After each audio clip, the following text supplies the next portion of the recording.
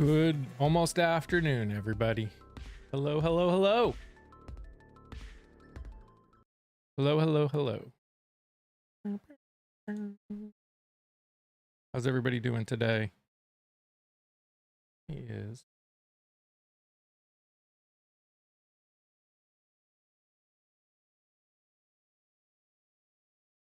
Like this didn't get. No, it did. Weird. Sounds weird. Oh. Hello, good morning. Hello, hello. Meme, Linda, Aaron, Laura. Hello, friends. How's everybody doing today?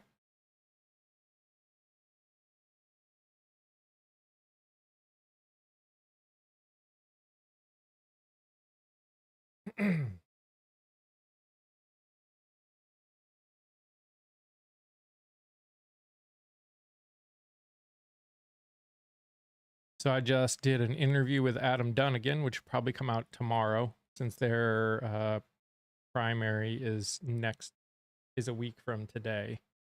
But it was a really good interview. We talked about Iran mostly, but we talked about some other things.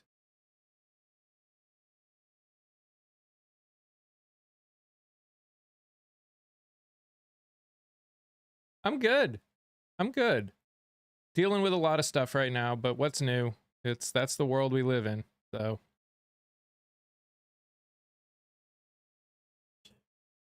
that's just, you know, a Tuesday. That's just a Tuesday. But here we are. And we're surviving. We're making it. I like this starting late. I got all my stuff done. Hey, you never know. Maybe things will get changed around. We'll see what everything ends up being like. If we have good conversations, then I'm willing to change it, but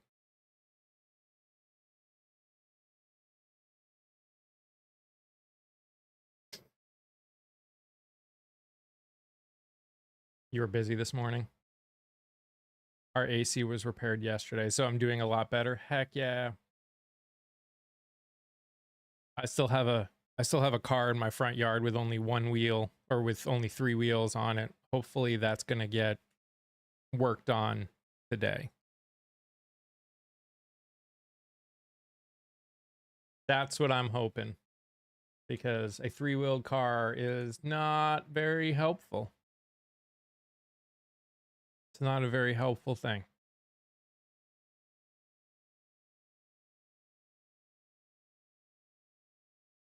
But yeah, having no AC is the worst. Hey, Vollum, how are you?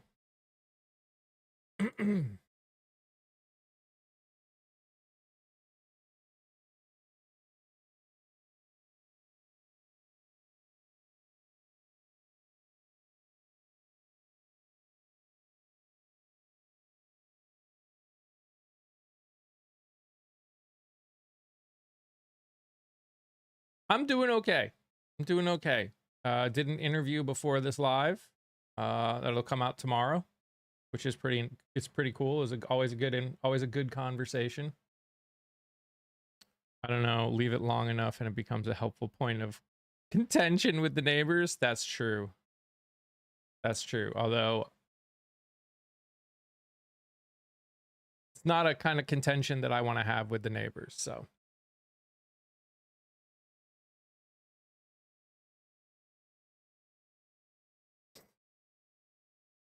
Cars, you know, I would love to be a fly on that wall, because it's probably those meetings are going to be wild.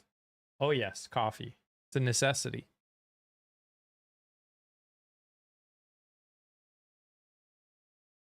Thank you, doll.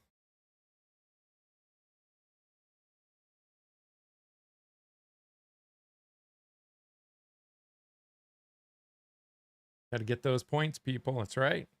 Got to get them points.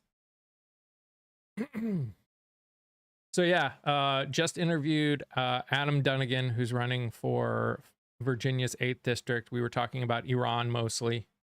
We talked about some other things.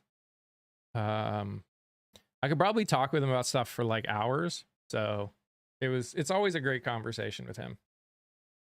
Vonda! Hello, Vonda.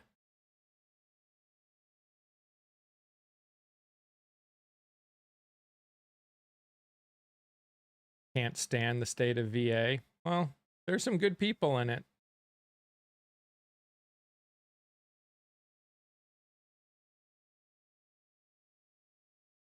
I'm doing okay. I'm doing okay.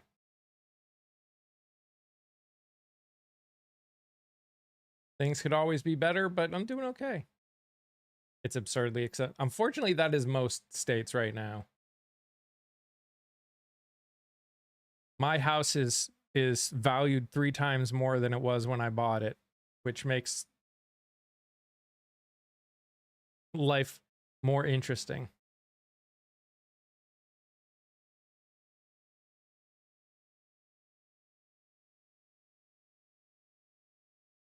Could always be better. Yep, it really is. Morning, Bonnie. Tap, tap, tap. Tap, tap, tap. Is that a bad thing? Yes, I think it's a bad thing. I don't look at houses as commodities. I look at houses as a place to live. Having be worth 3 times what I paid for it makes it harder to move if I ever want to. Because the housing prices everywhere have gone up 3 times. And now interest rates are higher than when I bought my house too. So I think one of the worst things that ever happened in this country was housing turning into a commodity from a place to live.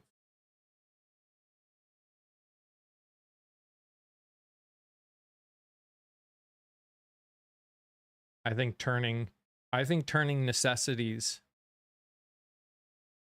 into commodities has been one of the worst things. Better than losing 3 times the value. Disagree. If your plan is to actually live there, then the value doesn't matter.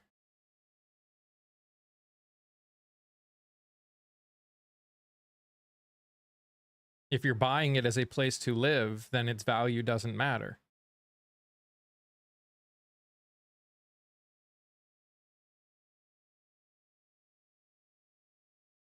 It only matters if you look at it as a commodity.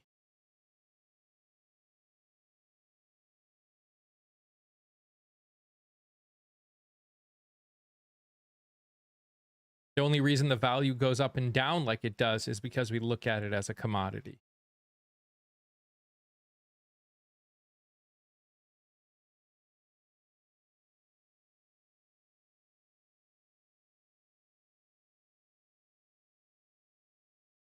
How can we change that? Easily? We can't.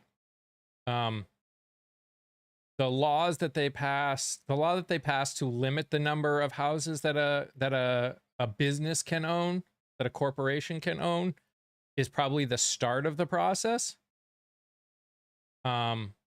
Usually people buy in a house as an investment. They didn't used to.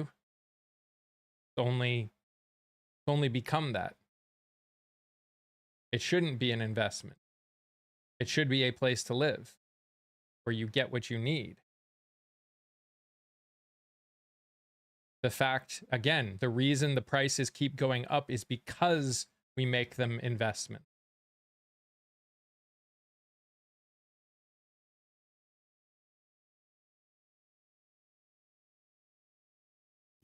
Vonda's getting mad, and I just am not dealing with that today. So Vonda's been very angry for the last 2 days. What do you mean prices aren't too bad? Prices aren't too bad, really? Well, God bless you. You must have a ton of money. Because, yeah, like for anyone starting, it's impossible. Mike, I know I told this story before. I went with my nephew and his new wife, house shopping.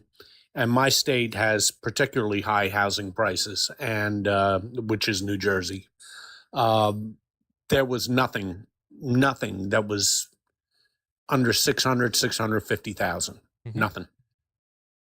I know how to budget and people live beyond their means. That is such a short-sighted perspective. This whole DoorDash argument is the same as the whole argument of friggin' people having avocado toast.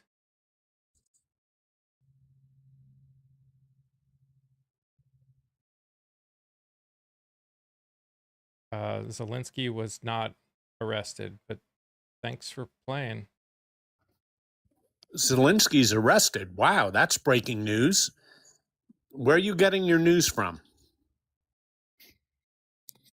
Oh, it absolutely is a short-sighted perspective. People are failures because of themselves, not the government. Sometimes. Making excuses for everyone but you is pitiful. What excuses am I making for me? I have a house. That has nothing to do with the conversation.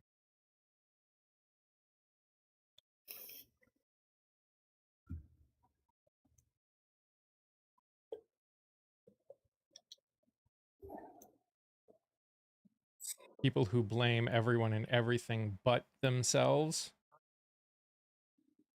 You mean like the president?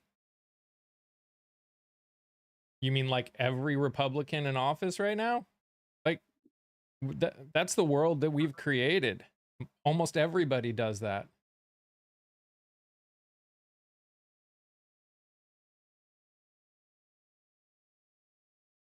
Deflect to the president and Republicans. Well, you know this is a political podcast, right? Like, that's why people fail? No, that's not why people fail. There are lots of reasons why people fail. Varied.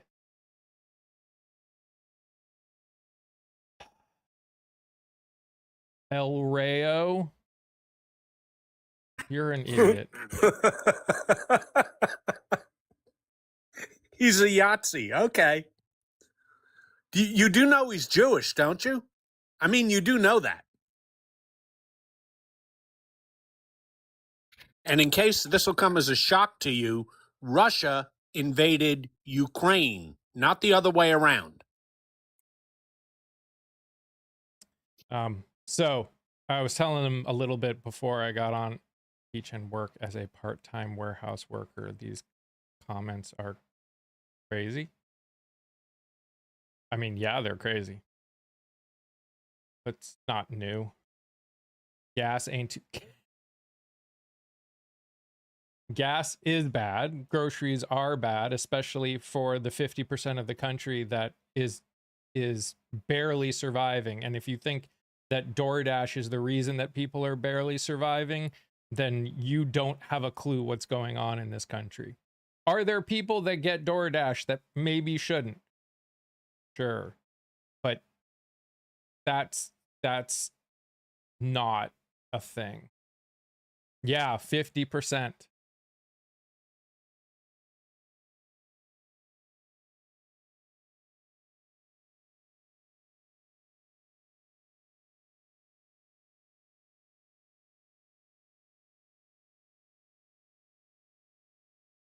The whole living paycheck to paycheck doesn't count for a lot.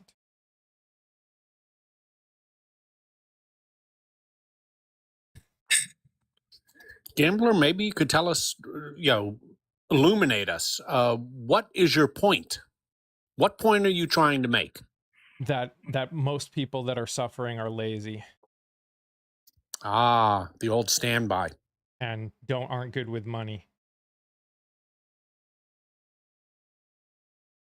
See? Do they have zero? Is that what it means, or do they just suck at it?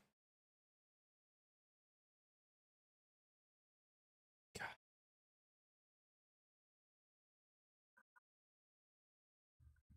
Has anyone ever looked back at why Russia invaded Ukraine? Yeah, because they wanted it. Yes, I have. What's your point? Vladimir Putin wants to create the Tsarist empire. That's always been his dream.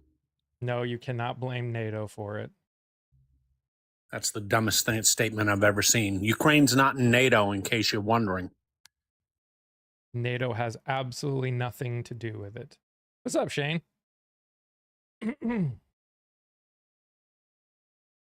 Hey, Shane.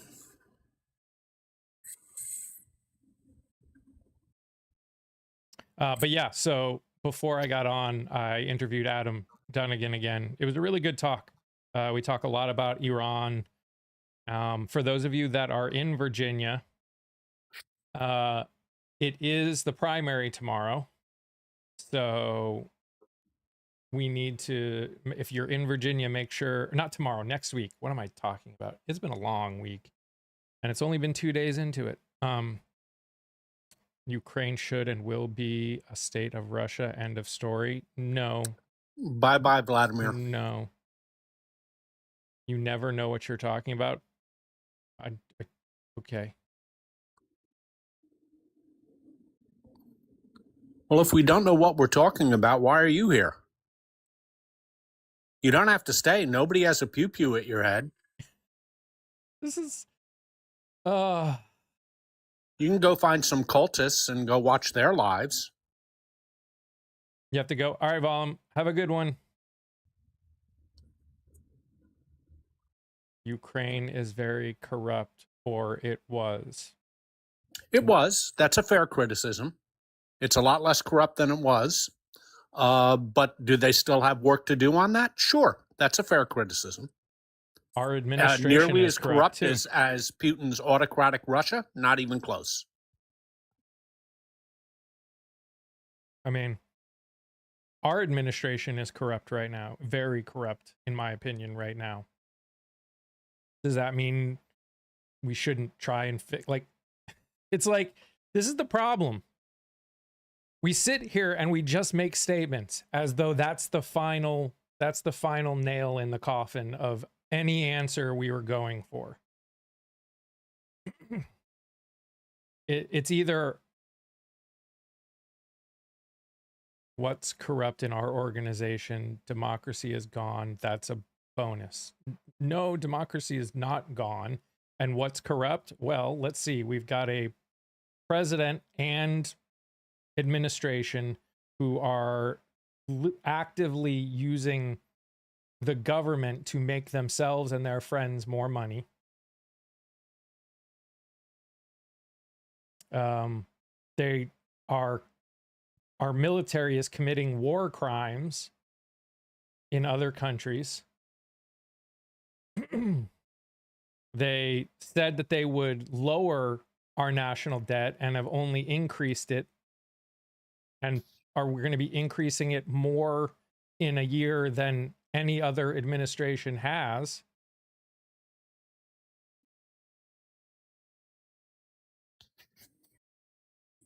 Would you like me to continue? Because I sure can. Why is no one being prosecuted for any of this? Because the people in charge are the ones doing it. Take a look at who's actually running the Department of Justice, and then you'll have your answer. Like, you need to, if you don't put the Supreme Court and the military is making all the calls in America. No, they're not. Jesus Christ, where do these people, the fucking rocks they have to crawl out from under? I mean, it's just painful. The fact is we need, wait till this administration is out in 2030. No, this administration, both parties are trash. You mean as a whole? Yeah, I'm not a fan of either party. That's not the point. We are a two-party system. That's all we're ever going to have is two parties. So all we can do is fix it from the inside.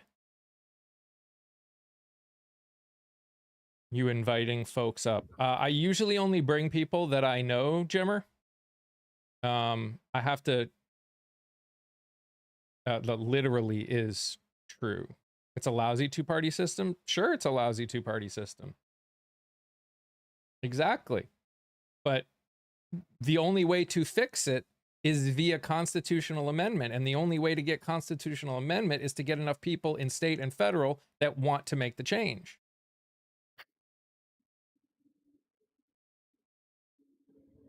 You're just too lazy to rebel. Okay.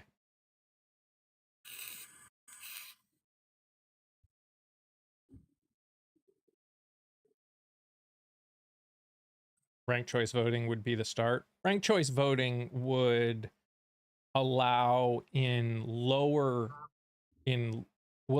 for lower in lower seats for there to be more parties, but it's only ever going to be 2 parties for the Electoral College. As long as the Electoral College exists, there will only ever be 2 parties. Because of the way it is set up, it cannot be anything else. Because if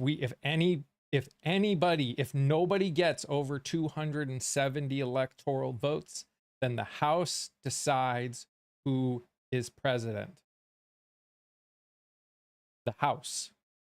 Not, they don't, ranked choice would not work under the Electoral College system.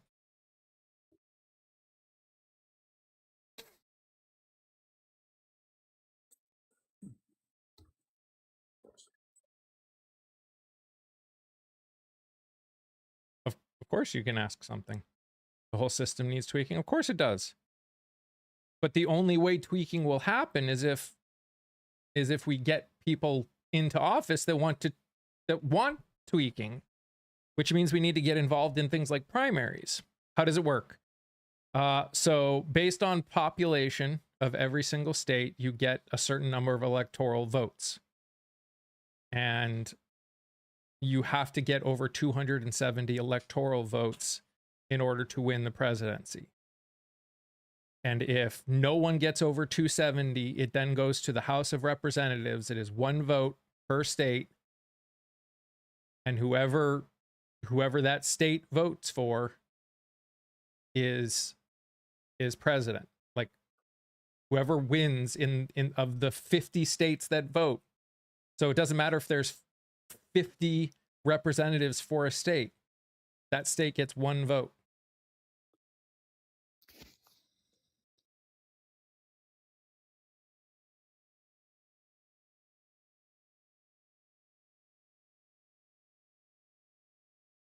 So even if you win the popular vote, popular vote does not matter for the presidency. Popular vote matters for every other seat, just not the presidency. I saw that. That's awesome, Grace. Capitalism needs to be dismantled. Okay. I mean, I got no argument. We need to change a lot of things. I think unregulated capitalism has destroyed a lot of this country. But you're not going to get that by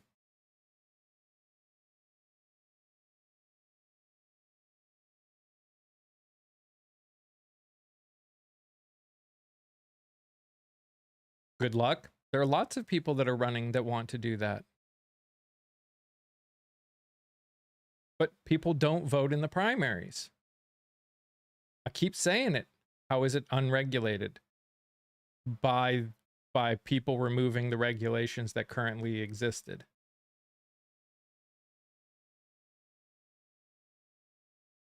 Morning, Kelsey. Like the regulation that prevented monopolies.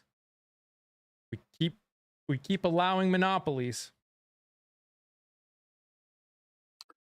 I think the one that's going to hurt us the most are the deregulation of the financial industry. They're playing games with subprime mortgages again.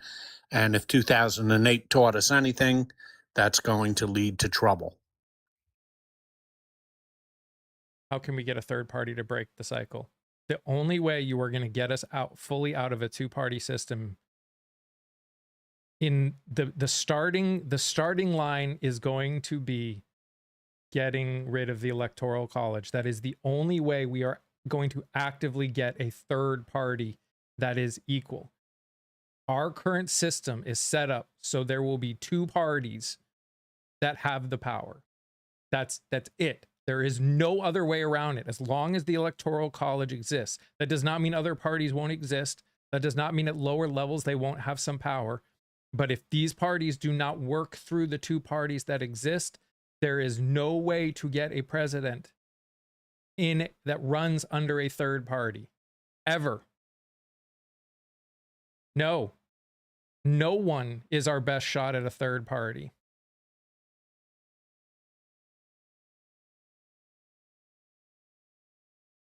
Third parties cannot exist with an electoral college. You need a constitutional amendment to dissolve the electoral college, which means you need 2/3 of the House, 2/3 of the Senate, and 3/4 of the states to ratify.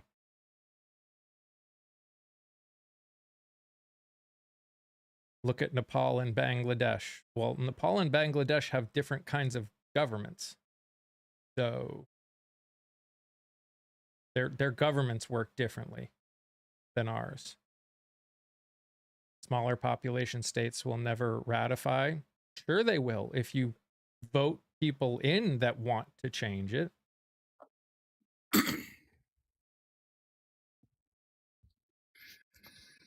DSA is not a socialist party. It's a democratic socialist party, which is different. Democratic socialism is not pure socialism. They're different. No, it's not a socialist party. They aren't pure socialism.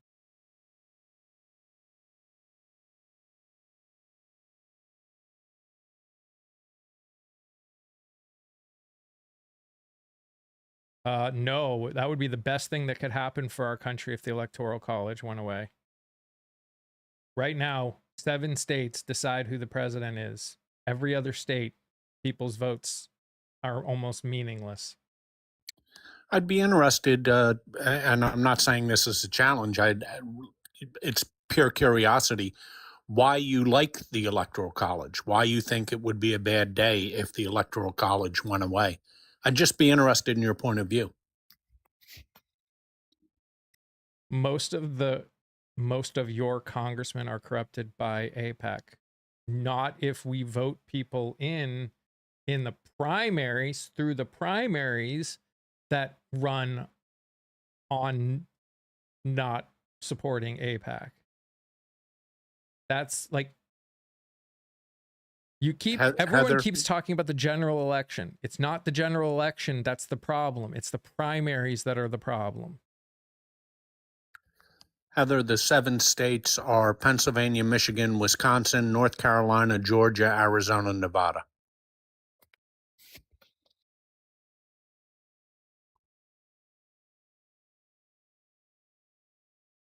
There was another attack in Seattle. It's getting bad everywhere. It's getting worse everywhere. The stress, the fear, the anger on both sides. It's only going to get worse.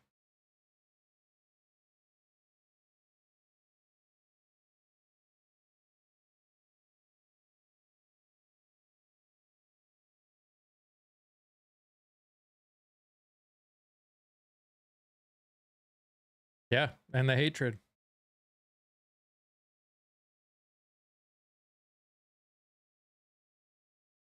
I think it's hilarious when people say that their IQs will beat Vonda's.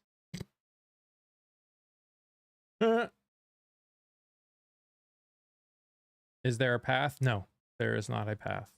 That doesn't mean they won't try. That doesn't even mean that this administration or the Supreme Court won't do something. Yeah, there's a path. It's called corruption. That's their path.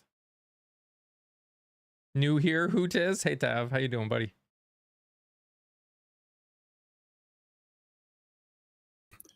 No, the vice presidential gambit will not work, despite MAGA saying that it will. The reason being is the Constitution also says that no person can run for the vice presidency who is not otherwise eligible for the presidency itself. So that gambit would not work.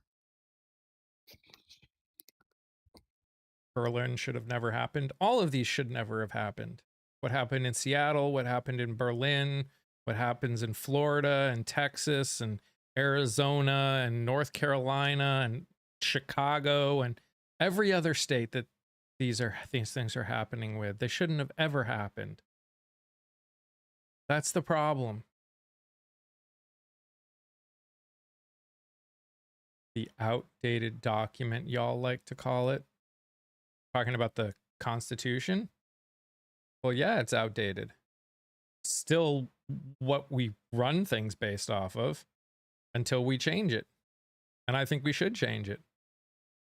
But it's still the governing document, whether I think it's outdated or not. Because I have an outlet here, I have many, many, many, many things rushing out of my brain. Tav, you are welcome to get them out. That's what we do here. I would love if more people came up and talked and said what they were feeling, because I have conversations. The person, Adam Dunnigan, the person I talked to today, one of the things we asked before we started recording was, what are you seeing? Like, what are you hearing? What are you seeing? And I was able to talk to him about the stuff that we talked about and the stuff that people are saying and the stuff that people are feeling. Like, one of the things that I hope to use this podcast for is a way to communicate with our representatives on what people are feeling and what people are thinking and how people are experiencing, because they can't be everywhere. They can't interact with all 750,000 people in their district, let alone the country. Dorego asks in chat, is it true that they are looking for a Supreme Court to revise the possibility of a third term? No, because the Supreme Court, while they interpret the Constitution, must still follow the Constitution. And the Constitution is crystal clear, Dorego. 2 terms. That's it. Can you write? This is Scott. He does not do his own lives. He just joins everyone else's, which is cool. I'll take it. Scott doesn't know how to do a live. Scott doesn't know how to post videos. Scott doesn't know how to play video games. Scott is 69 years old and technologically incapable. Hey, Di. Scott, we had to teach Scott how to accept an interview. So, or accept an invite. But now he can do it like a pro. Scott missing out on first-person shooters. Yeah, we talked about that yesterday. A Scott live would be interesting. I mean, you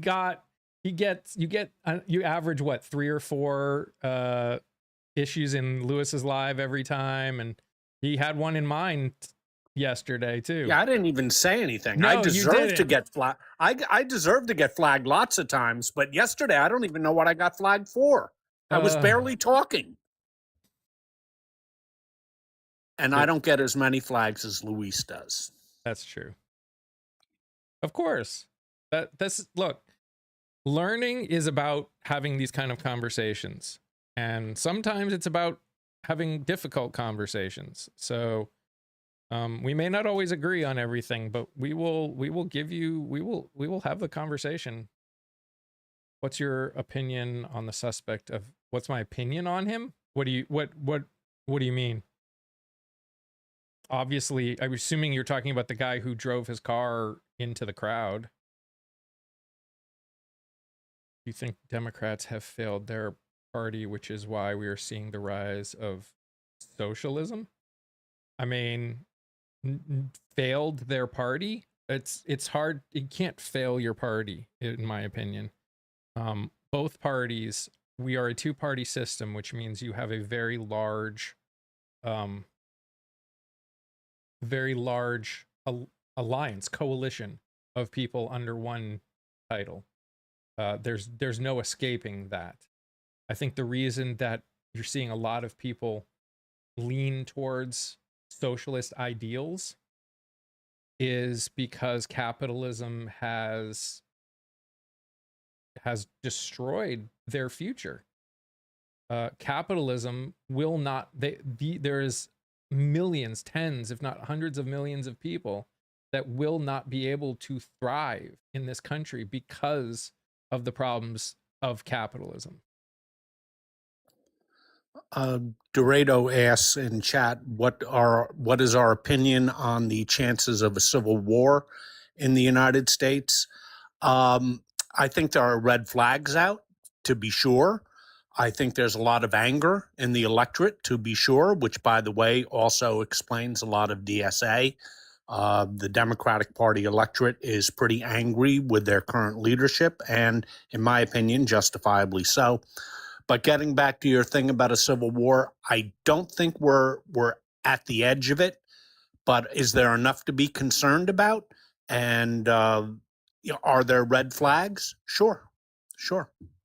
But I don't think we're on a knife's edge. How can patriotic Americans call other countries third world and underdeveloped and full of people that are anti-USA, but don't think why embargo, sanctions, invasions by bombing to protect citizens and funding rebel groups? Why? Because they don't.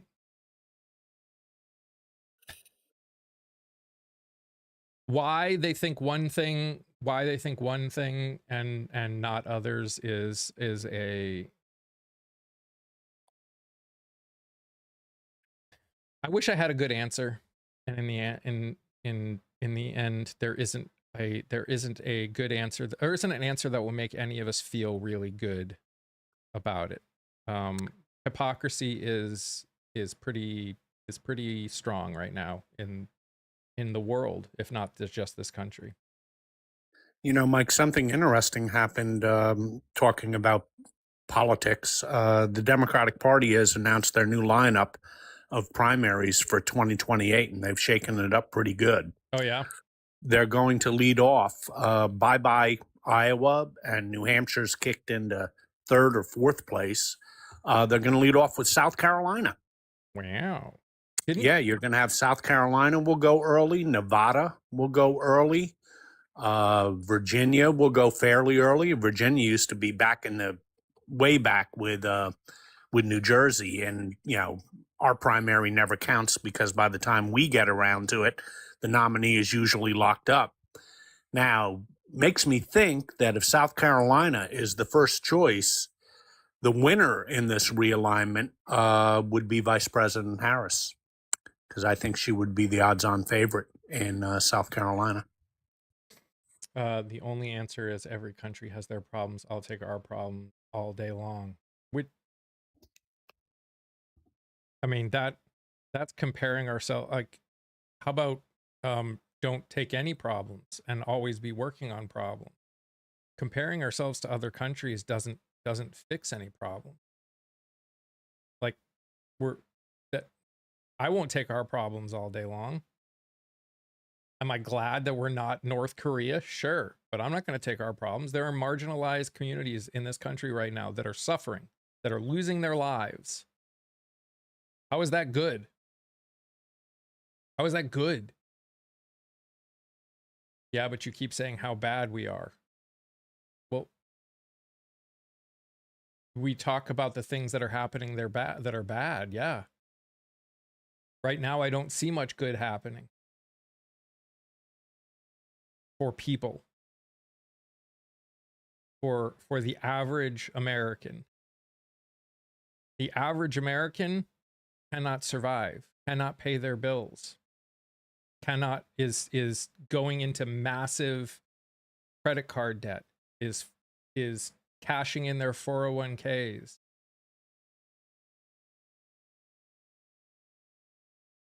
Foreclosures on houses have increased 21%.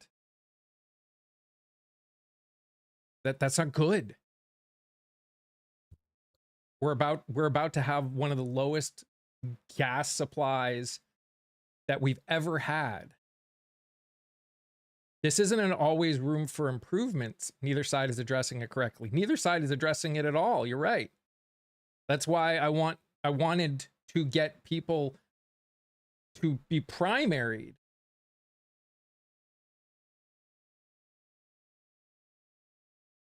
That's why I wanted people to be primaried, to put new people in. But again, we don't do that. Americans don't do that. We're so focused on the general election that we don't get involved in the primaries. 1985 movie had a line that is pretty much says it all. I mean, 1985, there are a lot of things that if you look at old books, at history, there's a lot of things that are frighteningly similar. They aren't the same exactly, but they're frighteningly similar to what some people in this country are trying to do.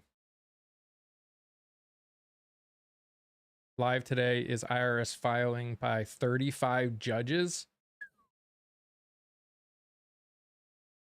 Dang, that sounds like a crazy live, Di. By the way, if you don't follow Attorney Di, you should definitely go follow her. If you like looking at different cases that are especially in front of the Supreme Court, or just big cases that are going on, if you like learning about them, what they mean, what they're talking about, what they're trying to argue, she's your woman.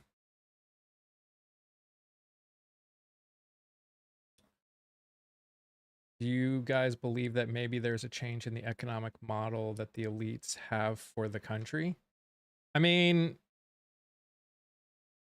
I think both different. I think there are multiple ideas for how the country, how different groups want the country to look. I think rich people have their own idea of where they want the country to go. I think there are poor people, struggling people that have a different idea. The question is, how much do we want it? How much do you want it? Aaron, can you pin, or maybe I can do it. I'll pin one of Di's comments so people know who to follow. Maybe I'll pin one of Di's comments. Not letting me pin. It's called Attorney Di. Just type in Attorney Di. You just comment. Also, embargo sanctions on NK. If you send them any aid, U.S. will punish you. Yep. Look. Can't pin while guest up. Oh, gotcha. That's weird. Hey, Jeremiah. I have an issue with sanctions to some extent too. So like, I just think we throw these things around without any actual plan of fixing the problem. I mean, that's let's be fair. That is the common mentality of our country especially, but every country.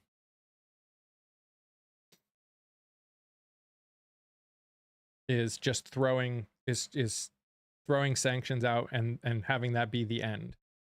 Punishing without actually fixing the underlying problem. How about sort out your own country and get an order before you try and to order other countries? Yes. Yep. We've been saying that for a while.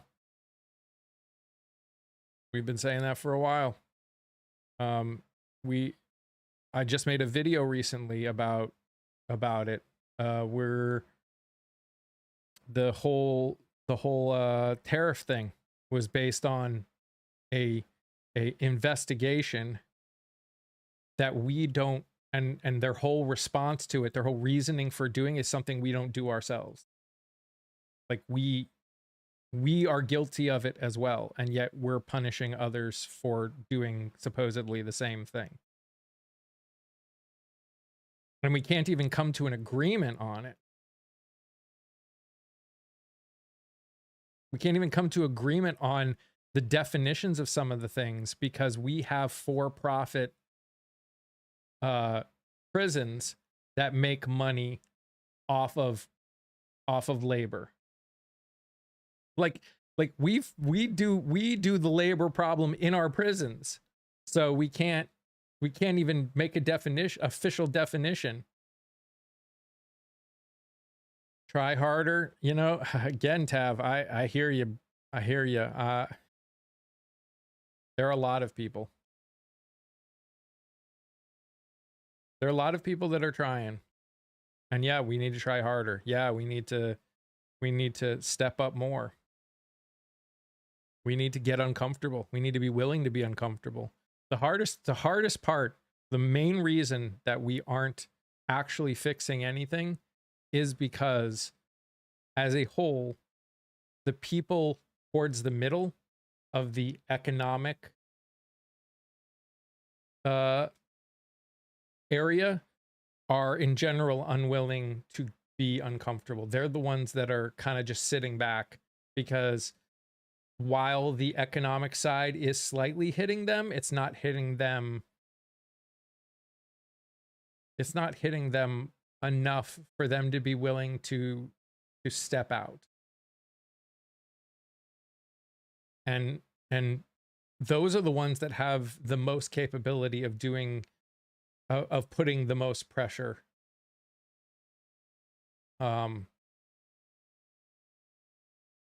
Like that's the tipping point.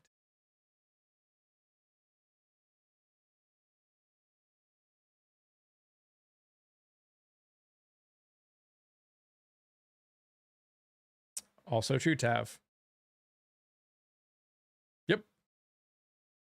There's a lot of words that have lost their meaning.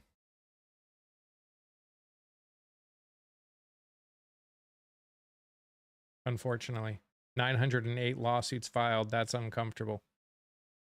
Yeah. Yeah. Yeah.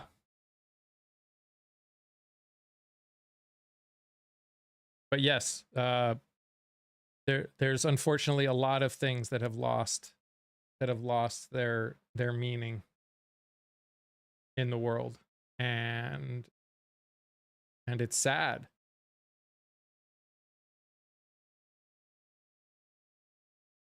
It's sad.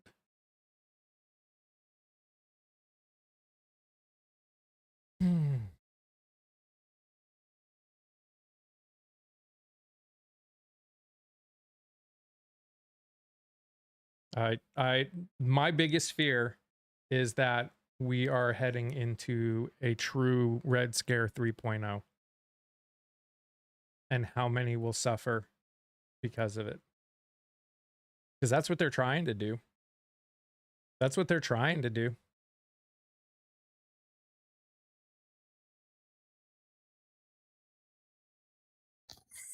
You really worried about that?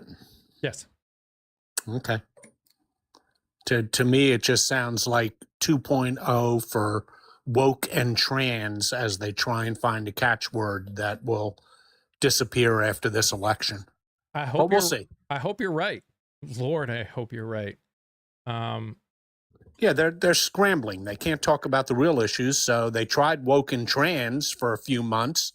That didn't have the same effect it had in the 2024 election. So they've come up with a new tagline, which is communism/socialism. I'm just worried that I'm less worried about. I'm somewhat less worried about the government and more worried about the people in terms of the Red Scare 3.0. Trump economy is not great. Red Eye. Trump economy is absolutely wretched right now. The stock market is not the economy. I hate to tell you. You bought the wrong stuff. You have no idea what I've bought.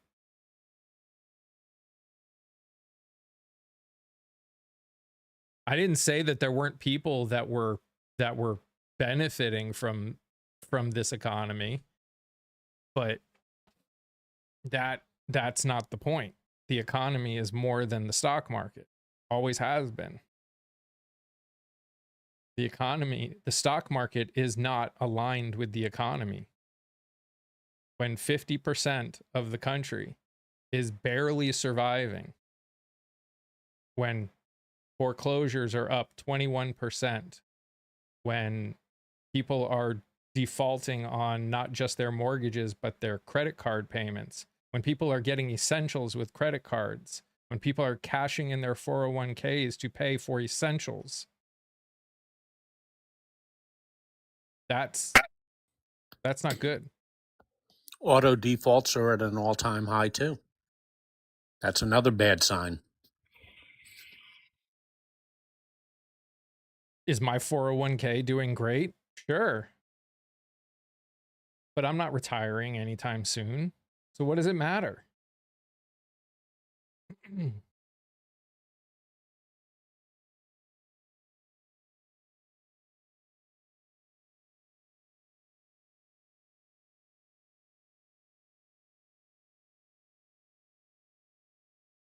Stocks as a whole? Sure. If you, yeah, there's the stock market. That's the interesting thing. And I think that's hard for people to realize is that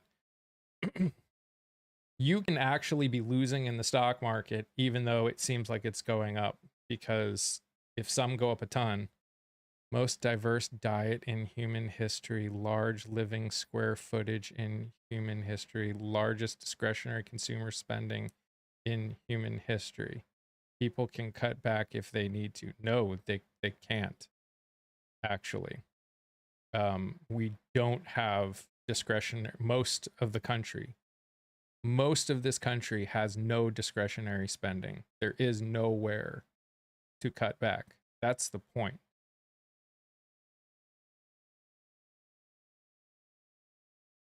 A majority of this country has nothing to cut back on. Inflation will make it look like stocks are going up. Yeah, that can be part of it too. They can eat pork and rice like the rest of the world. LMFAO. Okay. You know, nobody loves statistics more than me, except statistics can sometimes be misleading. It is true that discretionary spending is up, but you have to ask yourself the next logical question. Who is making the discretionary spending? It's a very small percentage of the population. Mike is quite right. We live in a country where 50% of our population lives paycheck to paycheck, and that number may be low, maybe more than 50%. MAGA rather tell poor people to cut costs than billionaires be taxed. True. That's true. And again, the problem is that a majority of the money in this country is in wealth, is not in actual spendable money. And the people that have the most wealth never spend any of it. That's a problem too. That is part of the reason we are stuck in this issue we're in. Is we have so much wealth that never gets spent at all. Hey, Claire. Hey, Garpu. They do not invest it in our country. It sits there, and then they take loans out based off of it.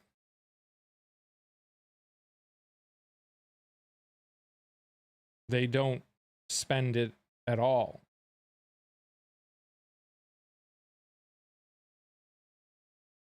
No, that's not investment. Not if it's not getting taxed for any reason whatsoever.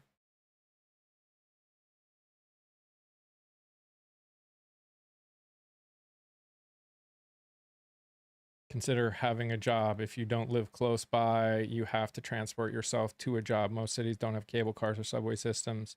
They have buses and take forever to get to the destination or to pick you up. True. Capital gains are a real thing. They are a real thing, except you don't get capital gains on something that you don't ever cash in on. They don't pay capital gains because they don't ever cash in their stocks. They take out loans based on it, which are not taxed, and instead are actually considered a loss because you're paying just the interest on them. So they pay even less in taxes. Cars are required unless you have no problems with your car. Buying one used or new costs a person at least $10K alone, not even including insurance. True. You're describing a skill gap. Nope. Nope. That is not a skill gap.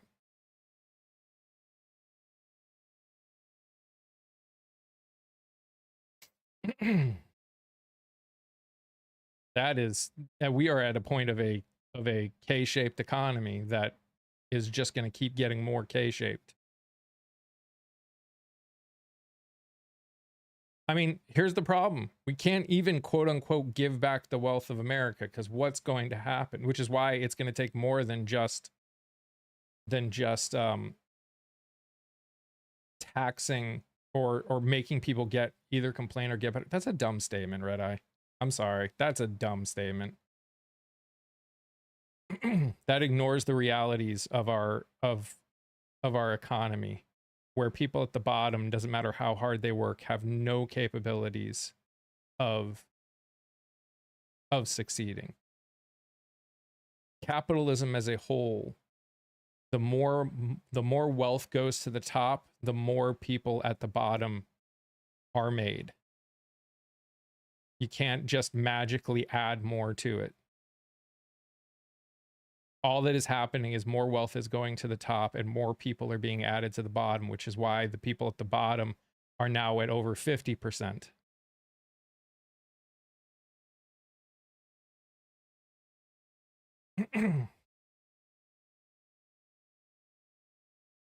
Most people who manage are getting paid terrible wages. Yep. But yeah, the problem that we're dealing with now is, you know, if we got, let's say we got all these people with all of these stocks to sell off, well, we'd have a stock market crash, which would cause a lot of issues. So it's going to take, this is why I say fixing it is going to take pain no matter what, but we got to figure out how to do it to cause the least amount of pain and get it to go to the right place and get actual change. Tough luck though, I feel for them, but we are a high-end service economy. That's been the case for decades. So your justification is it sucks.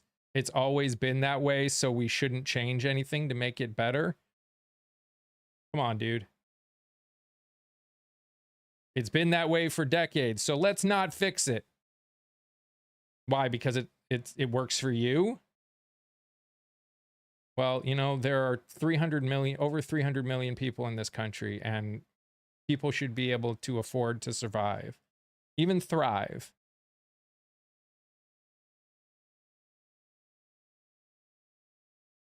What do I suggest we do?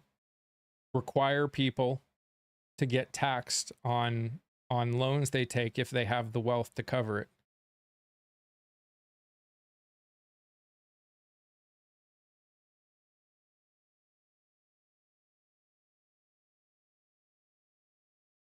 If you're willing, so I'll renounce and leave. Okay, good luck. You know that when you renounce your citizenship and leave, you're required to pay all of the taxes that you might have paid. Like you're not allowed to just leave and renounce your citizenship. You are required to pay to do that. It costs money to renounce your citizenship and leave. But do it. Go for it. Good luck on you. I have high hopes for the midterms. Me too.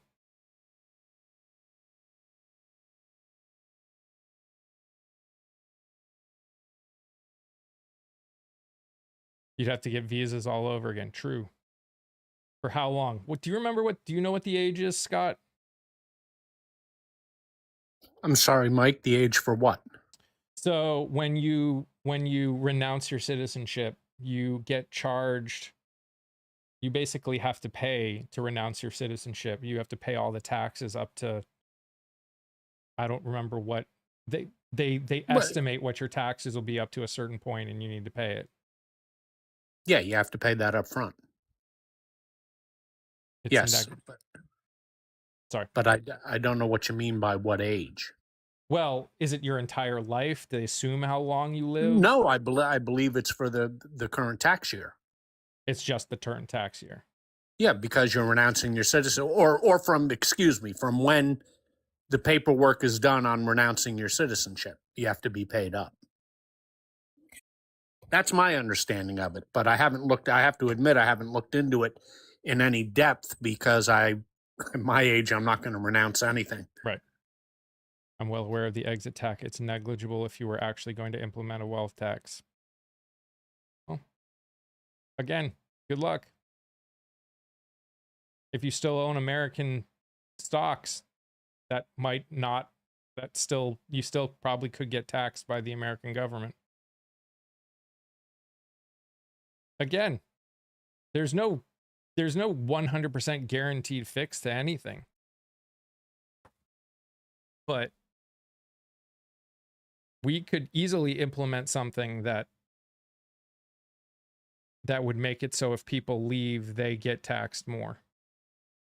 Like, I don't think anyone should be able to benefit from the American stock market or the American or something you have here if you choose to denounce your citizenship and leave.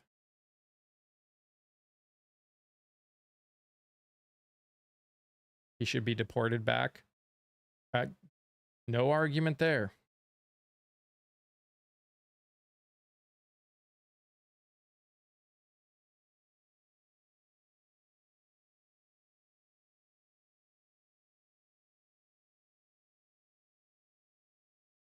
Where are they leaving to? What country will accept you? Good question. I mean, again, there's a lot of this. None of this is easy, and I'm gonna keep saying this. I'm gonna keep making sure people understand. None of this is easy. There is going to be suffering. There is going to be pain. There is going to be problems. We're not going to get it right away. There is no cookie cutter answer to fixing the problems that we are experiencing in this country. None. We have let this go for too long to be able to just snap our fingers and fix it.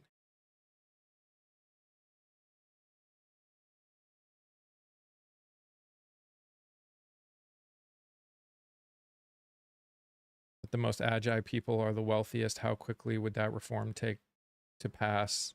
Depends.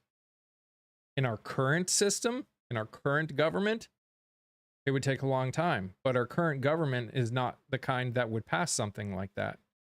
You get the right people in, it could pass pretty fast.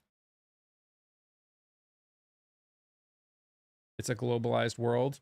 But yeah, but it's still American. It's still American stock market. It's still American taxpayers. Like, if your money is based in it, like, there's a lot of things that could happen. Again, do I think they're going to happen? Don't know. Don't know. That doesn't mean I don't think it should happen. What are your predictions on what's going to happen after the midterm elections? Oh, man. If I were a betting man, I would say it depends on how much the Democrats win by. I think if it's close, there is going to be potentially a lot more issues. And that is, if Hungary, if we do like they did in Hungary, it'll be harder for them to make any argument. If we're winning by, 10,000 votes in a statewide election, that's going to be much more, that's going to be a much, they're going to push harder. If you win by two, to sum it up, if you win by 2 points, there's grounds for, shenanigans taking place. If you win by 10, 15 points, They can't do anything about it. The Republicans will not be able to steal it. So the rule of the day is win like we did in Hungary.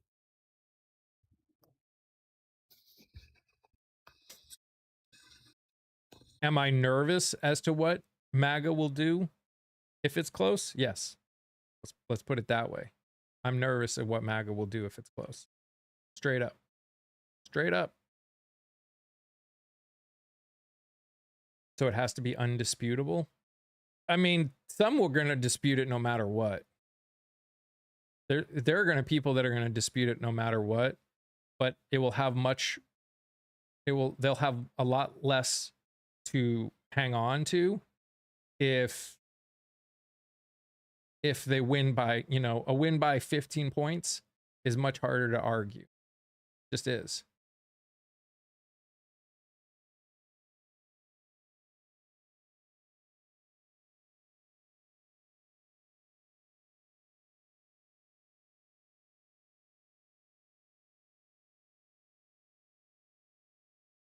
Do you think MAGA will cause some sort of...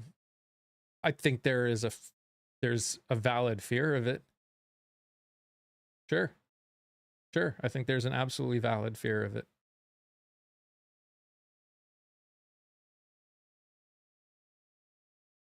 Anyone who's not paying attention to what's going on in the world.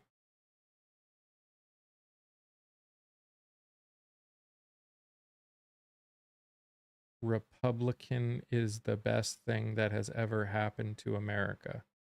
That you're saying a corporation is the best thing that's ever happened to America? That's weird.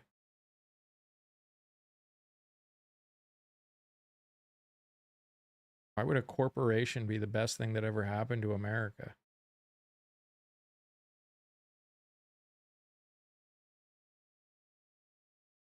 We need rules.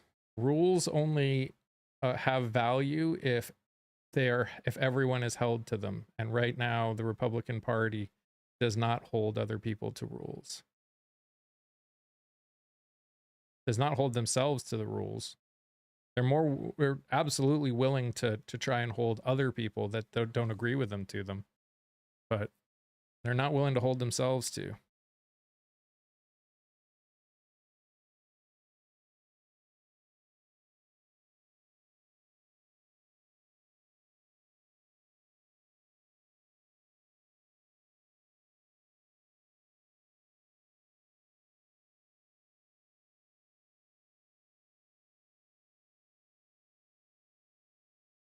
Didn't you have rules? Aren't they called laws? I mean, yeah. And if you don't hold people to those laws, none of it matters. That's the point.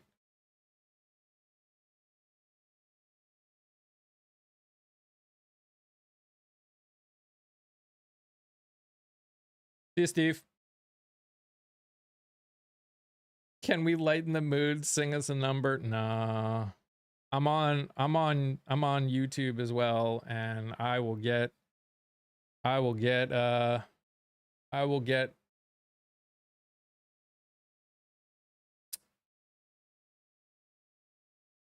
lose my ability to actually make something. Rules are only being forced on people seemingly random cherry picking. True. Yes, right now we are rules for thee, not for me system. That is correct. Red Eye, thank you for the follow. Appreciate it.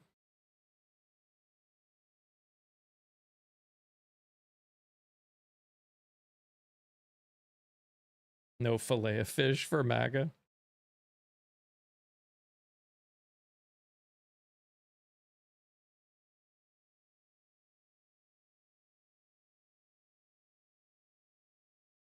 United States is not a federal corporation.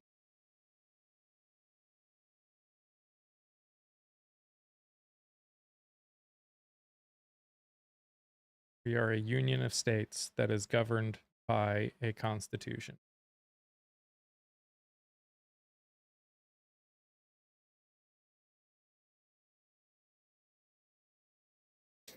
People's talking points are just getting weird. Have you noticed that? Yes, for some time now. But I feel like they're getting weirder. Well, we're getting closer to the midterms. People's mind turn to their conspiracy theories as we get closer to midterms. Maybe. Wait till we hit September. The conspiracy theories will be coming out of the woodwork.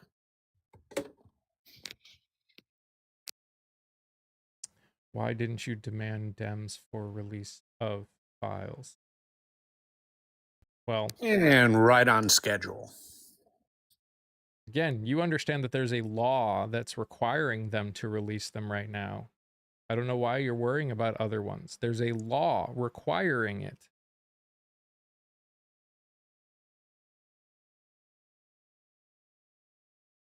Speaking of which, keep your eye on Judge Sullivan's courtroom. As you know, Mike, last Thursday night, or maybe it was Friday, he required the acting attorney general to hand over the rest of the Epstein files that he will read in camera, which means he will read it himself and not make a decision later as to whether to make it public or not. But Judge Sullivan's ruling was potentially a bombshell. We'll see what the judge does with it. What are the possibilities of DJT doing something to cancel elections? Not almost zero. What are the possibilities of him potentially trying? You know, with this administration, I don't hold them. It wouldn't surprise me. But we've had elections during a civil war. There is nothing in the Constitution that allows for the cancellation by the president. The president has no authority over our elections in any way, shape, or form.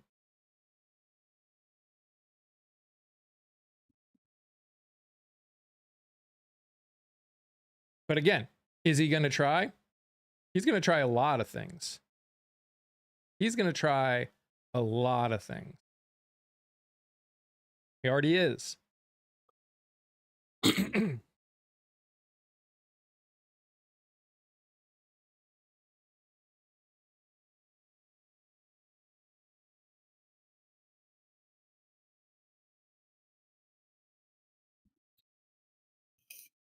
A lot of our governments are irresponsible right now. In many, many different ways.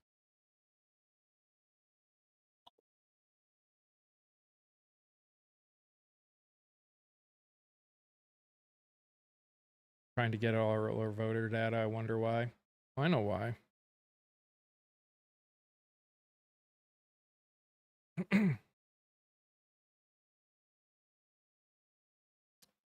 Saeed, I'm going to mute you for a second. We cannot say those kind of things.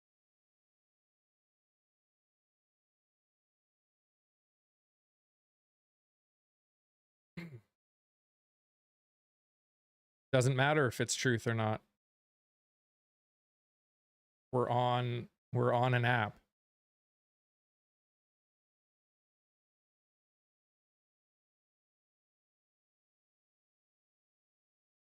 That has the authority to take this down if they want. Well, then you go live and you say it.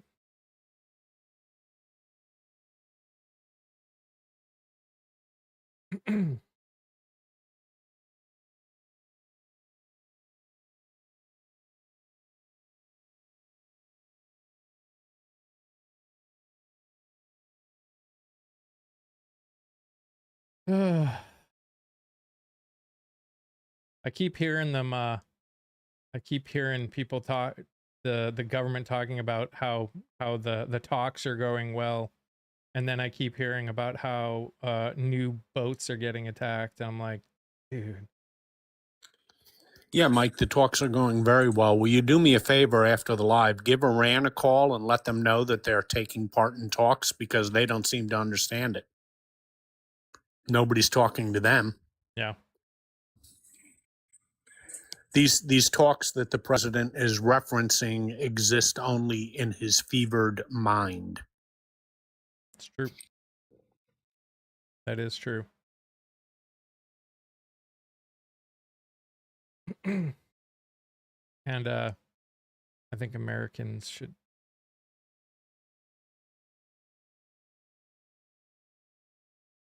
Oh, the Illuminati. What took you so long? I knew that was coming. I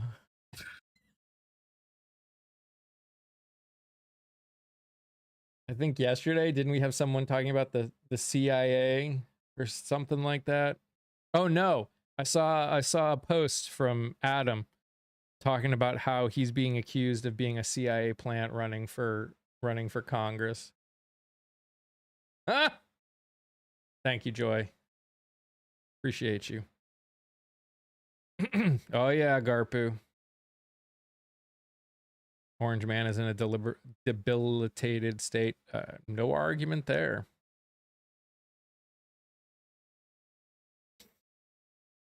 You mean a conservative Triple K meeting, Vincent? I don't know. You have to find out because they're all conservatives.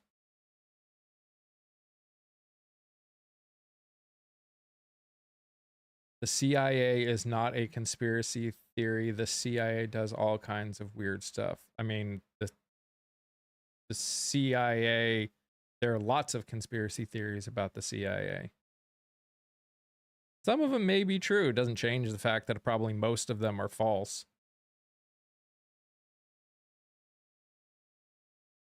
That's the pour calling the kettle black.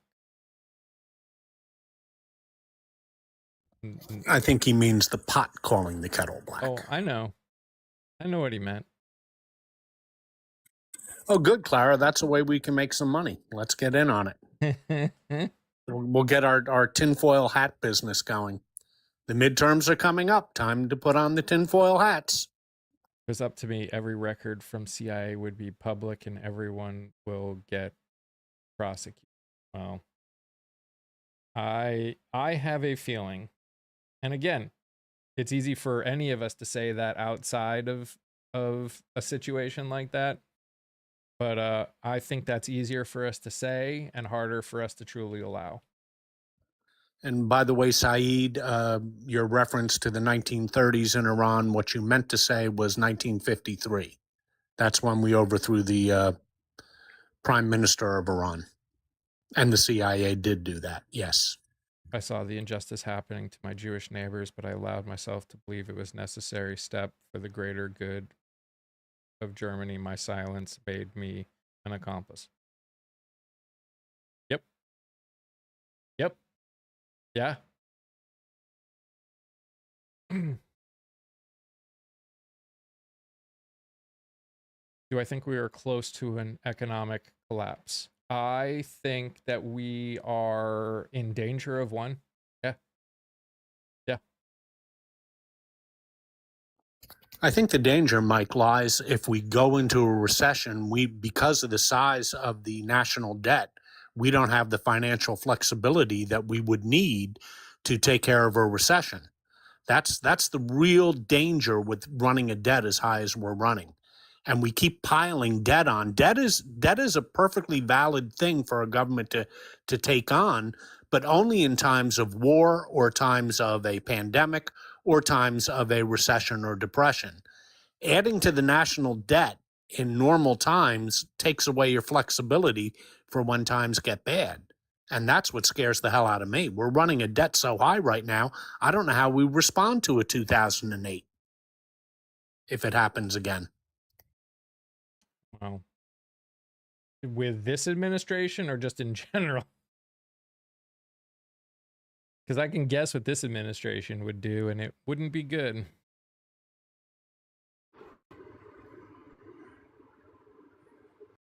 Good morning. Hey. Sorry I'm late. Why are we helping Zelenskyy? He started the whole thing. No, Zelenskyy didn't start anything. Wow. Literally didn't start anything. Wow. In case you're wondering, it was Russia who invaded Ukraine, not the other way around. And Russia that invaded Crimea, and like Russia's Crimea in 2014, the rest of Ukraine in 2022.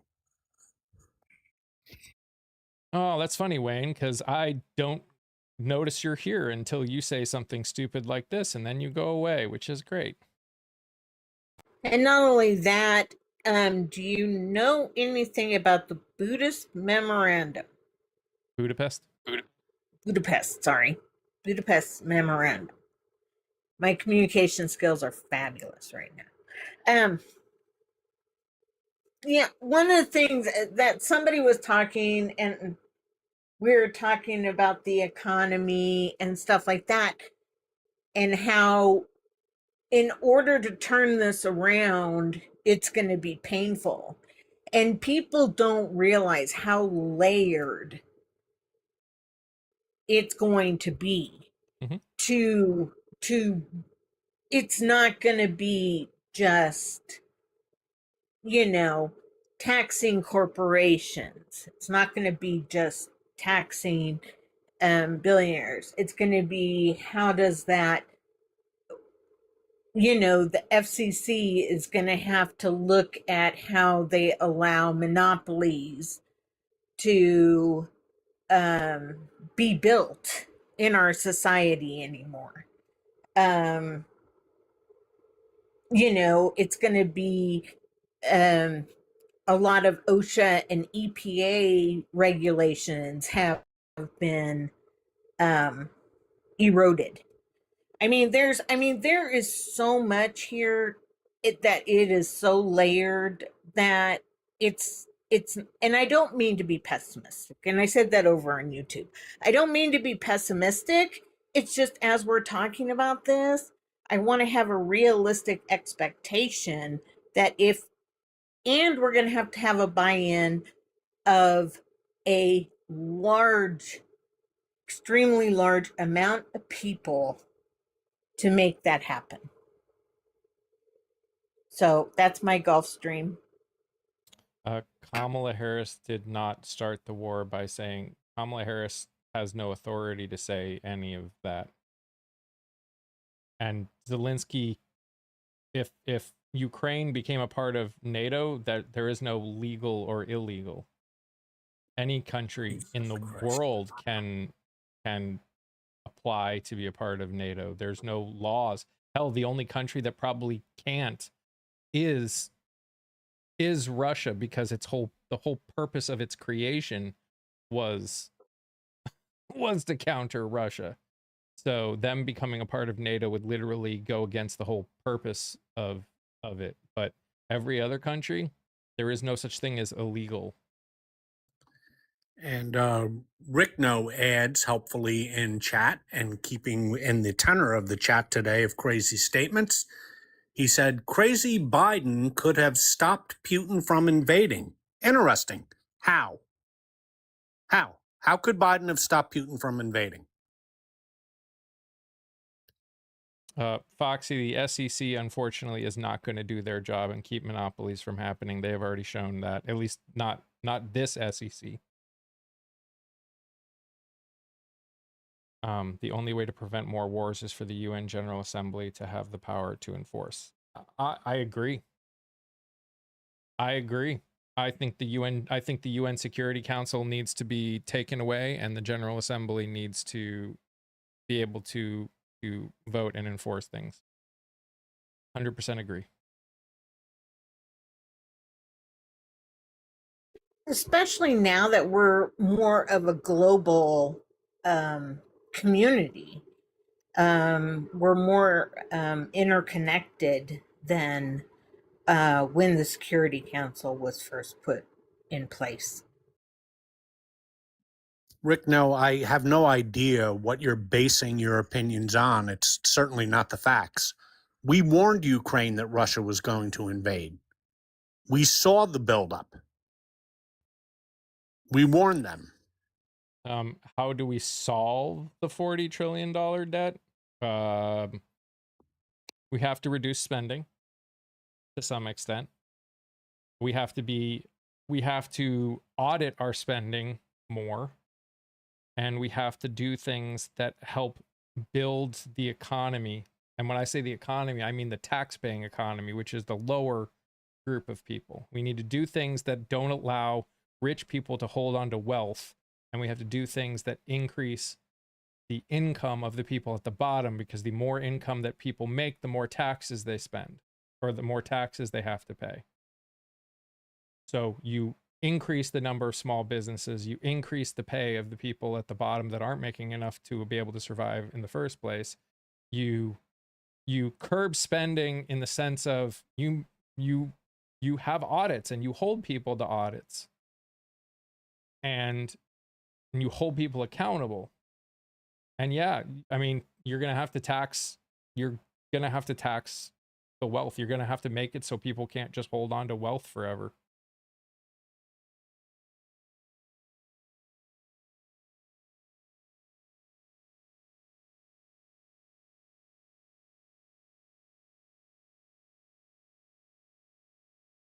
Washington doesn't want to cut spending.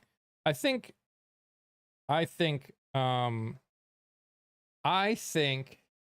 there is always a desire by every person to cut spending in what they don't think is important. The problem is we as a society need to decide what is important. We as a society need to decide what is important. Well, and not only that, we when we talk about auditing the government, it's also figuring out what the adequate budget for these places are, these government entities are, efficiently. We don't need to be having steaks and crab legs and caviar and, $10,000 desks purchased for our government. Yeah. I'm sorry, Clara, I talked over you. Oh, okay. Yeah, it's important to ferret out waste, fraud, and abuse in government. Nobody wants it. That's something everybody can agree on. Now, I wonder, whose job is it to ferret out waste, fraud, and abuse? Oh, that's right. It's the inspectors general. And Trump fired them and didn't replace them. So we took away the watchdog for waste, fraud, and abuse. Now, there's a good idea. Or even more, we want to, people want to, we keep raising the Pentagon's budget every year. And for the last 10 years, they haven't been able to pass an audit. Why are we giving money? So Social Security is paid separately, and Medicare is paid separately in our taxes. But again, as costs keep going up, those amounts need to keep going up. And that's why I'm saying this is a multi-layered issue that's going to take a large amount of people, a large amount of the voters to say that this is what they want. Voting in people, local, state, and federal, that want the same thing, that are willing to be held accountable, that will be able to have the different committees that are willing to do this. I mean, that's in my mind. And Red Eye, you're right. Some very difficult conversations need to be had, but here's what it comes down to. And I've said this before. We need to have difficult conversations, yes. But if we cannot agree on what the fundamentals are, if we cannot agree on a baseline goal where all of our decisions are made off of, then this is why stuff doesn't get done. So, personally, I believe that there are certain things that are human rights. No matter what, if you work, you have the right to this. Housing, healthcare, housing and everything that comes with it, healthcare, food, things that you need to survive. Transportation is necessary to survive in this country. The things that are needed. And we need to be able, and people that provide stuff to this country by working, or if you can't work, there's still ways to potentially provide to this country. We need to be able to make decisions that support those. And right now, Republicans do not support those for all people. And, you know, Red Eye, I'm going to be straight. Your comments before don't make me think that you believe that. Because thinking that people that just can't make money are just being lazy is ignorant to what's going on in this world. How can people put money into stocks? How can people do things to make money if every ounce of their money is going into just paying for the necessities, which is what most people in this country are dealing with? And the other thing too is having the fundamentals that the most vulnerable people in our society, people that are older, children, and those with disabilities, deserve to have dignity and in our society as well. And I get so mad at people because on average, this is an average, taxpayers pay $36 a year for food stamps. $36 a year. A lot of us spend more at McDonald's for that. Not me, because I hate McDonald's, but you know what I'm saying.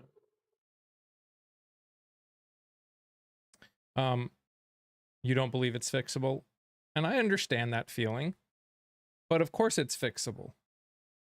Saying it's not fixable is ignoring the realities that is it fixable easily? Is it fixable without pain? That I'll agree with. I'll totally agree with it. There is no way we can fix it if we aren't willing, if all people, the rich, which rich's pain is going to look different than poor pain. Rich people's pain is going to look different, but all of them have to be willing to actually go through some pain. Not, oh, I only made 400 million instead of 500 million. Like real pain. We are at a point where everyone is going to have to feel pain to fix these problems. Everyone. And if we cannot accept that, if we cannot like truly accept that reality, then the decisions that are going to have to be made to make it possible aren't going to happen. As was said over on TikTok, $8.4 trillion in wealth by billionaires and above. We're not going to be able to get rid of $40 trillion of debt quickly. But as long as that much kind of money just sits there and doesn't actually do anything, then it's never going to go down. A society isn't designed to just hold on to $1 trillion of wealth forever. A functioning one isn't. A functioning society, no one can spend $1 billion.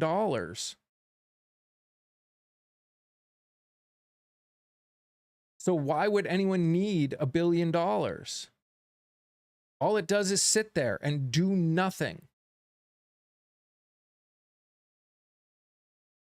You know, one thing, I've been down a rabbit hole recently about city, county, state elections, and how those really function in Colorado, because that's where I'm at. But it's really gotten me to also look at what you know, because we have gone away in a lot of ways to being community based societies in a lot of ways. You know, there's a lot of people that don't know who their neighbors are, you know, things of that nature. And, you know, I don't believe society would, I believe, let me step back. I believe the federal government was not meant to replace and govern the individual communities within the growing country. I believe, and Scott can correct me if I'm wrong, but it was basically to give a framework more than anything, and I think we've lost that. Well, it's true that federalism, which is giving a lot of power to the states, federalism is a founding concept of the American experiment. Absolutely, Clara. So Red Eye says, in the current capitalist system, it's going to take an overhaul, but who does that hurt? Myself and many others already have one foot out the door, and there's not really a benefit to starting a business in America outside of capital markets, advanced tech, and biotech. So here's what I have to say to that. Do you care about people? Do you care about Americans? Do you care about anything other than making a bunch of money? So yeah, rich people like yourself may have one foot out the door, but is it right for us as a country, for us as a people, to make decisions based on the people that don't actually care about fixing the problems? And I appreciate you being willing to say that, but what that tells me is you don't care. There's no care for America. There's just care for you. I care about my family and inner circle. I mean, I care about my family and inner circle too, but I also have empathy and humanity for people that are suffering. I talked to hundreds of people that have worked their butts off and by no fault of their own cannot get ahead. And it's incumbent on those of us that have succeeded to help. I mean, I don't consider myself a patriot per se, but I consider myself a human.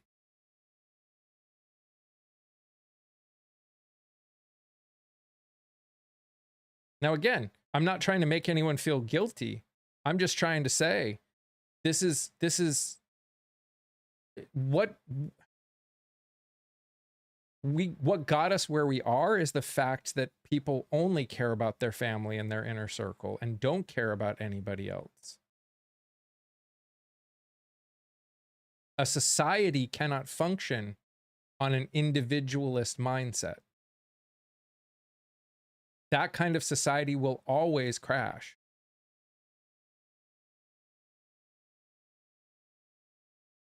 A lot of the fruits of American system came from the overwhelming threat of the American military, which has been rightfully brought into question over the last 20 years. I mean, sure, the military has provided a lot of the technological things. Sure. Which one of the reasons that I am not fully against some level of capitalist ideal is I think people should gain benefit from advancing things. And I think advancing things because you want to try and make something better, not because of a war, is a good thing to promote. But our current kind of capitalism is not it. Because all it does is hurt people.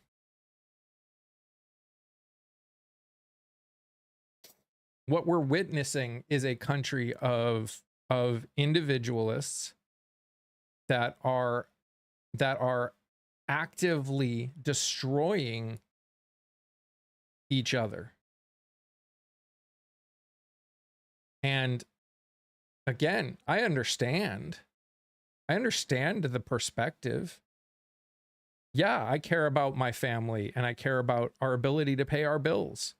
And I do fear, there is a part of me that will always fear the idea of what my family will do when we get older and whether we'll be able to survive. It's tough. It's not that I don't care about people, but it's not my top priority. And again, it's hard to help other people if you yourself aren't surviving. What I'm saying is we as a society need to, like, the society that I want to push, it's so easy to look at what we're losing and not what society has the capability of gaining. Like we hear this a lot when it comes to raising the minimum wage. So we say we're raising the minimum wage to a livable wage, whatever that is. Let's just say $20 an hour.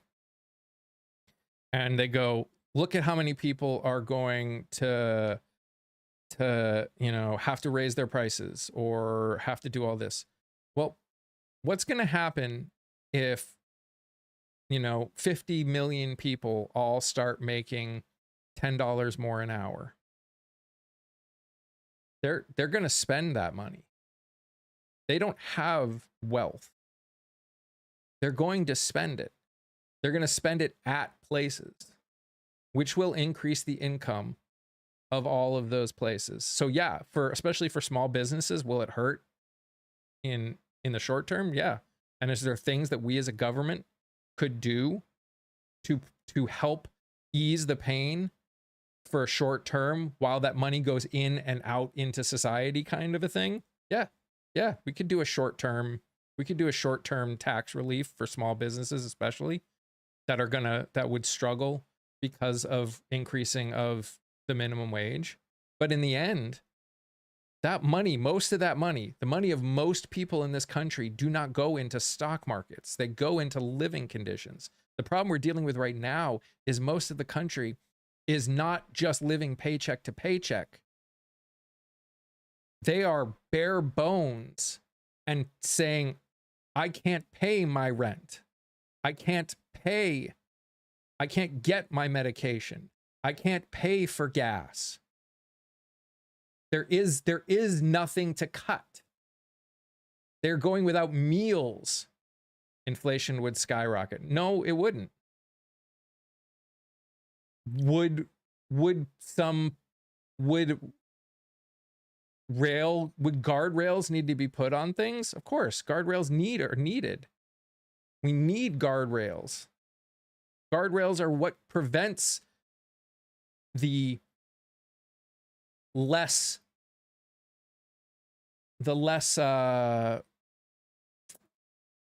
honorable people from doing their,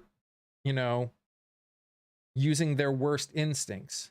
That's the point of guardrails. That was why the government was designed to hold itself accountable. But that only works if the government actually holds itself accountable. If Congress doesn't hold the president accountable or the Supreme Court accountable, then there are no guardrails. If the Supreme Court doesn't hold the other two branches accountable, there's nothing. We've got to actually do it. We say we want it, but we've got to actually do it. And unfortunately, we've got to put in guardrails in order to make that possible. Because again, there are people that want to ignore those guardrails. And perspective, honey, it's good to see you. She's in the comments. I've known her a long time. Not only is Congress defunct, but they have completely abdicated any of their roles, in my opinion, to govern and hold the other two branches accountable, so that it balances the government and how it was meant to work. So, you know, but I'm going to go back a little bit because I'm, like I said, I was down this rabbit hole. But it is because we as a country do not vote in the midterms. We don't vote locally. We don't put the people that are local that would be good to Congress to do things for the overall good. But we also don't do stuff at home either. So, you know, people need to, and trust me, a lot of people know I have a hard time with research and stuff like that too. But researching and becoming involved within our communities is what's gonna build in society that's around you, and hopefully it filters up. And yes, we are a selfish society. Absolutely. We have to acknowledge that there are a lot of people that only care about themselves. But we can acknowledge that and push to make things better. See you, Shane. We can't, like, we can acknowledge it and then say, okay, well, what are we going to do about it? What are we going to do about it? Do we care? How much do we care? Are we going to finally care to a point where more than 15 to 25% of people get out and vote in the primaries? Because every time we complain that we don't like our choices, well, the reason we don't like our choices is because only 15 to 25% of the population are deciding who our choices are. The best place to hold people accountable is in the primaries, not the general election. The general election, the reality is you're going to get the least bad of two options. That's an unfortunate reality, again, of a two-party system, but also just, politics. I'm not going to fully agree with anyone in office. Doesn't matter who they are. So arguably, I'm always going to be choosing for the person that will do the least damage, no matter what. Even the people that I support the most, the people that are running for office right now that I support the most, I guarantee there are things that we disagree on. Just because I think he's going to be the best of the two options doesn't mean that he's not going to do things, or she's not going to do things that I don't like. But the way we get farther is by saying, we got a problem. In the primaries, this person, I think, has the best chance of working our way to that problem. And unless we get enough people through the primaries and then through the general election, nothing's ever going to change. And it's not even just compromise. It's what do we want as a society? Primaries are where we decide as a society what we want.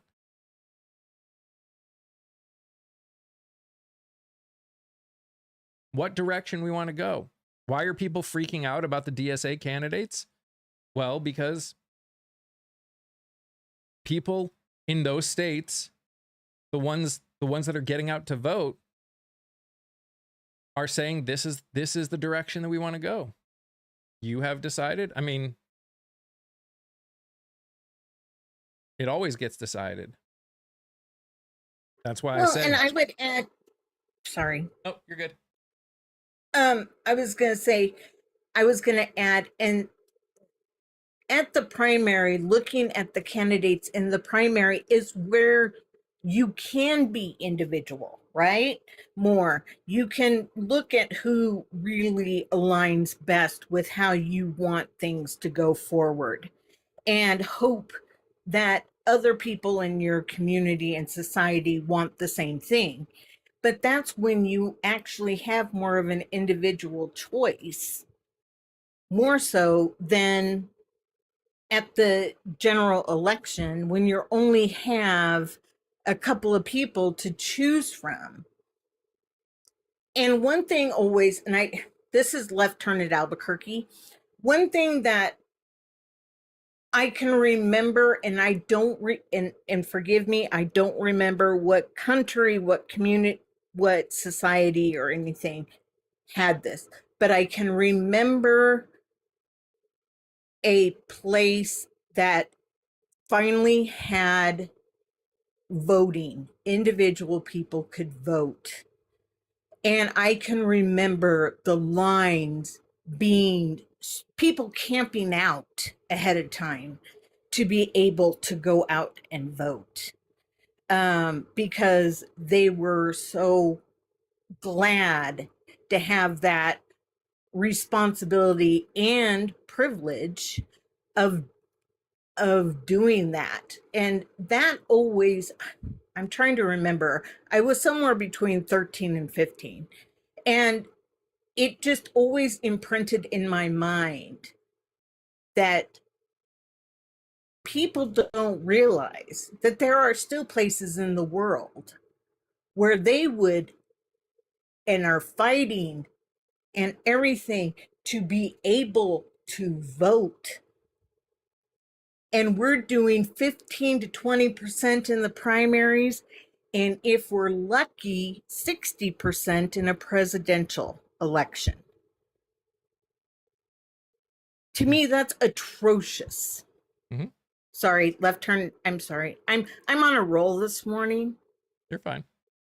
In a way, it's unfair that you have to choose between the better of two bad choices. But here's the thing about that statement. There are over 200 million adults in this country. The choices are always the two choices are always going to feel bad to a percentage of the country. No matter what. No matter what. That's why I don't like that statement.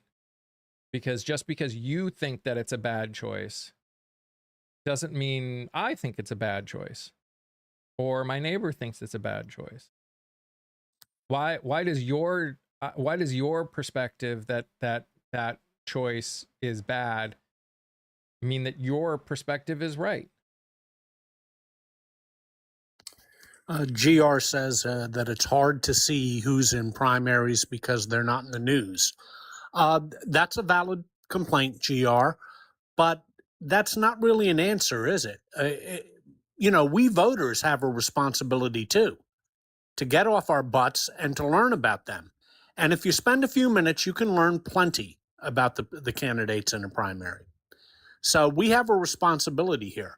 And getting back to Clara's point, Clara, you don't have to name the nation that had big lines to vote in. Just about every industrialized nation votes more than we do.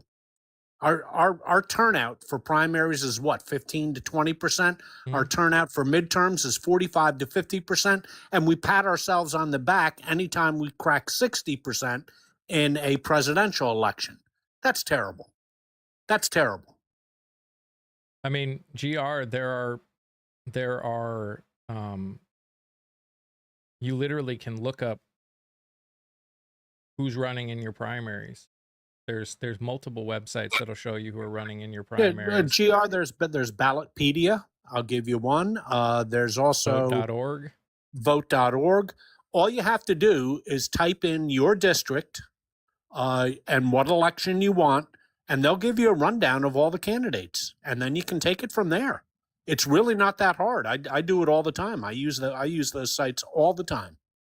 I mean, you've got people like me and many others like me, smaller people that interview them. I've interviewed tons. I mean, 5 calls is a big one that I use. because all I had to do was type in my zip code. Well, vote.org, Type in I my think, zip works code. that way too. Yeah. Some without a lot of info. Well, I mean, if there's not a lot of info on it, I mean, literally at that point, you just have to type in their name and their state, and chances are, and what they're running for, and their website will come up and give you more information on them. Or search their name up in like on YouTube, and you'll get videos on them. And yeah, some have more statements than others, and those may not be the right choices. Some people don't run well. Some people aren't the right choice. I'm just saying, like, again, you know, you were saying what was someone saying? I think sometimes the choice is terrible. You're right. Sometimes the choices are terrible. We only get so much power in our choices. If good people don't run, that also is an issue, right? Like, Doradio is asking in chat about the SAVE Act, which I assume is what you're referring to, Doradio.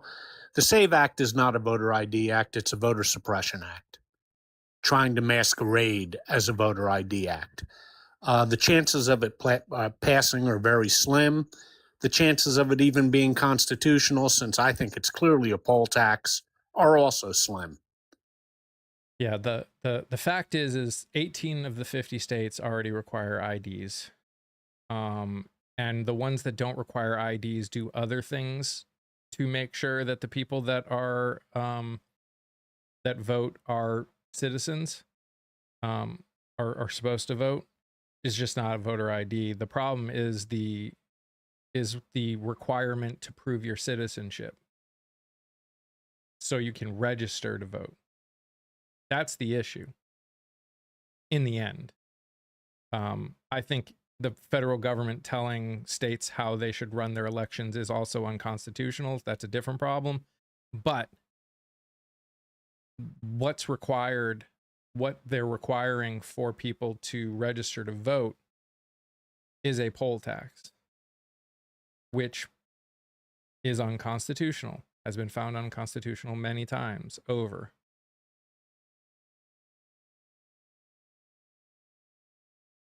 Thank you, Christina. All right. I need to go do stuff. I want to go longer, obviously, because I started late. But I'll be back. Thank you, everyone, on all 3 of the platforms that are hanging out.